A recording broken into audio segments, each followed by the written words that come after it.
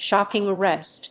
Lone survivor charged in college student's drowning. A late-night canoe trip that ended in tragedy for a 20-year-old college student has taken a shocking turn, with the lone survivor now facing criminal charges. Investigators allege he was drinking before the fatal outing. Authorities in Connecticut have arrested 20-year-old Michael Collins of Mineola, New York, charging him with operating a boat under the influence. This arrest comes months after the drowning of fellow 20-year-old Dominick Tocci from Woodstock, Connecticut. According to investigators, Collins and Tocci had been drinking with friends before they decided to take a canoe onto Lake Hayward in East Haddam on the night of March 21st.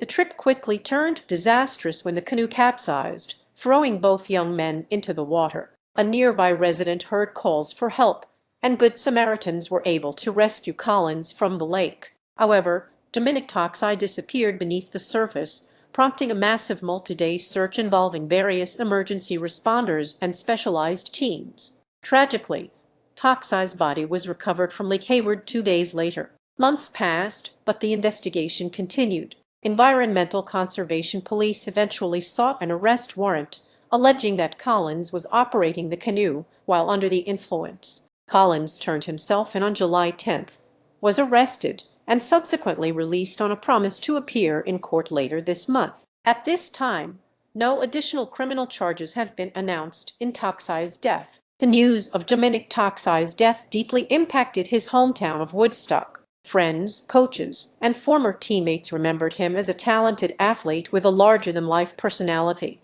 His stepmother shared her heartbreak on social media, calling him an amazing kid who would be missed forever. Woodstock Little League, where Tocci played, described him as a bright and gregarious spirit who brought energy, laughter, and kindness to everyone he met. This arrest comes shortly after the state's Department of Energy and Environmental Protection launched Operation Dry Water, a nationwide campaign focused on preventing boating under the influence. Officials stressed that alcohol remains a leading factor in recreational boating deaths and remind the public that a DUI conviction can even lead to the suspension of a driver's license in Connecticut. As DEP Commissioner Katie Dykes stated, every boater has a responsibility to help keep Connecticut's waterways safe. If you're operating a boat, stay sober, wear a life jacket, and make smart decisions.